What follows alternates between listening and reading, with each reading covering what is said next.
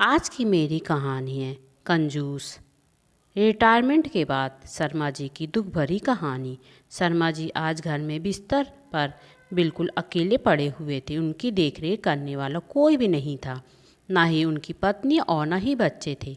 शर्मा जी आज भगवान से माफ़ी मांग रहे थे, क्योंकि उनकी खुद की गलती की वजह से उनकी पत्नी और बच्चों को कितना दुख सहना पड़ा।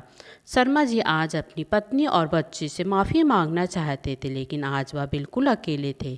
शर्मा जी आज अपनी गलती का एहसास हो गया था कि आज उनकी वजह से उनकी पत्नी और बच्चे के साथ नहीं हैं।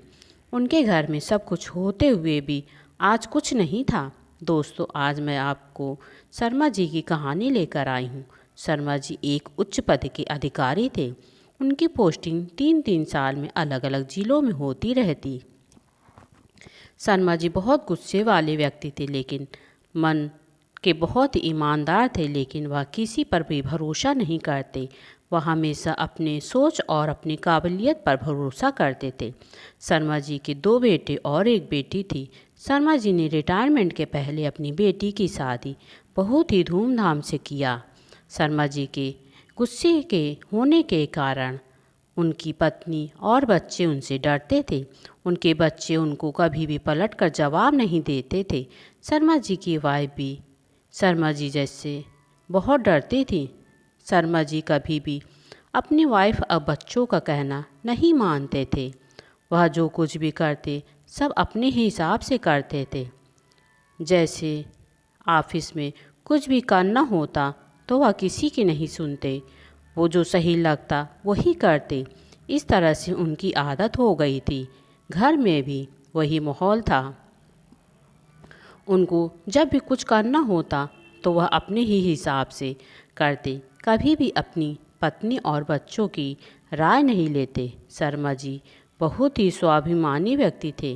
वह जल्दी किसी के घर नहीं जाते और न ही किसी को घर में बुलाते और अपने परिवार में किसी को भेजते भी नहीं। शर्मा जी को सारे काम टाइम टू टाइम होता। घर में भी उनको चाय नाश्ता खाना पीना सब समय से ही देना होता। अगर थोड़ी सी भी देर हो जाती तो वह अपनी पत्नी को चिल्लाने लगते। शर्मा जी रिटायर होने वाले थे। शर्मा जी बहुत रिटायरमेंट के समय में बहुत ही खुश थे, क्योंकि उनके अब 60 वर्ष पूरे हो गए थे। लेकिन उनके घर परिवार में उनके आने से अब और भी आफत हो गई। शर्मा जी ने रिटायरमेंट से 5 साल पहले अपनी बेटी अमृता की शादी कर दी थी। शर्मा जी को रहने के लिए सरकारी बंगला मिला हुआ था। शर्मा जी के अब 60 वर्ष पूरे हो गए थे। वह रिटायर होने वाले थे। उनके रिटायर होने का फंक्शन बहुत ही अच्छे से मनाया। रिटायरमेंट के बाद वह बहुत खुश थे। उन्हें ऐसे लग रहा था कि अब उनकी लाइफ में आराम करने के दिन आ रहे हैं। शर्मा जी ने अभी अपना घर नहीं बनवाया था। उन्होंने जो भी पैसे रिटायरमेंट के मिले थे, सारे पैसे उन्होंने अपने नाम फिक्स करके रख लिया और थोड़े रुपए उन्होंने गांव में खेती खरीद ली और वहाँ पर ही 2 कमरे बनवा लिया था। अभी वह शहर में किराए का रूम लेकर रहते थे। उन्हें ऐसा लगता था कि जब तक उनके पास रुपए रहेंगे तब तक उनकी पत्नी और उनके बच्चे उनको कहीं भी छोड़कर नहीं जाएंगे। गांव में सबको पता था कि वह रिटायर हो गए हैं।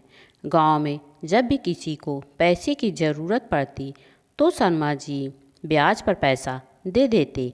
हाँ, अगर उनकी पत्नी और बच्चों को कभी रुपए की ज़रूरत पड़ती तो वह नहीं देते, बल्कि उनको चिल्लाते भी। ऐसे लगता था कि उनकी पत्नी और बच्चे उनके लिए कुछ भी नहीं हैं। उनकी पत्नी और बच्चे उनसे कभी कभी रुपए मांगते भी नहीं। उन्हें पता था कि उनके पापा उनको रुपए नहीं देंगे। इसलिए उनके बड़े बेटे ने एक प्राइवेट कंपनी खोली। बड़े बेटे मोहित ने लोन लेकर अपना बिजनेस शुरू कर दिया। शर्मा जी के बड़े बेटे का बिजनेस कुछ समय तक सही नहीं चल रहा था। उसके ऊपर लोन का ज़्यादा कर्ज हो गया। बेटे को पता था कि पिताजी रुपए तो नहीं देंगे, तब उसने अपनी माँ को बताया। माँ को भी बेटे की बहुत चिंता सताने लगी। बेटे के ऊपर लोन का कर्ज बढ़ता जा रहा था। मोहित की माँ मायके से शादी में मिले हुए कुछ गहने रखे थी। उन्होंने अपने बड़े बेटे मोहित को दे दिया और कहा कि हो सके तो इसे बेचकर तुम अपना कर्ज अदा कर लेना। रोहित की माँ के गहने को बेचना मजबूरी थी, क्योंकि अभी उसने नया बिजनेस शुरू किया। उसमें उसको घाटा लग गया। मोहित ने अपनी कंपनी में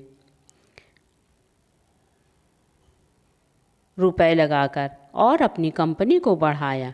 कंपनी बढ़ते बढ़ते 3 साल हो गए। 3 साल बाद मोहित को कंपनी में फ़ायदा होने लगा। अब मोहित की कंपनी अच्छी खासी चल रही थी। उसकी कंपनी से रुपए मिलते तो वह सबसे पहले अपनी माँ को देता। शर्मा जी हमेशा मोहित की सरकारी नौकरी की पढ़ाई करने के लिए कहते, लेकिन मोहित जल्दी रुपए कमाना चाहता था, इसलिए उसने अपनी कंपनी खोली। मोहित अब अपने काम में व्यस्त हो गया, लेकिन मोहित का छोटा भाई राहुल गलत संगति में पड़ गया। दिन भर घूमता रहता और रात में आकर चुपचाप सो जाता। शर्मा जी को अपने बेटे राहुल की हरकतें सही नहीं लग रही थी। उन्होंने पहले कई दिनों तक राहुल को डांटा, लेकिन अब राहुल कभी कभी यार दोस्तों के साथ शराब भी पीने लगा था। एक दिन शर्मा जी ने देखा राहुल बहुत ज़्यादा शराब पीकर घर आया है। उनसे यह सब देखा नहीं गया।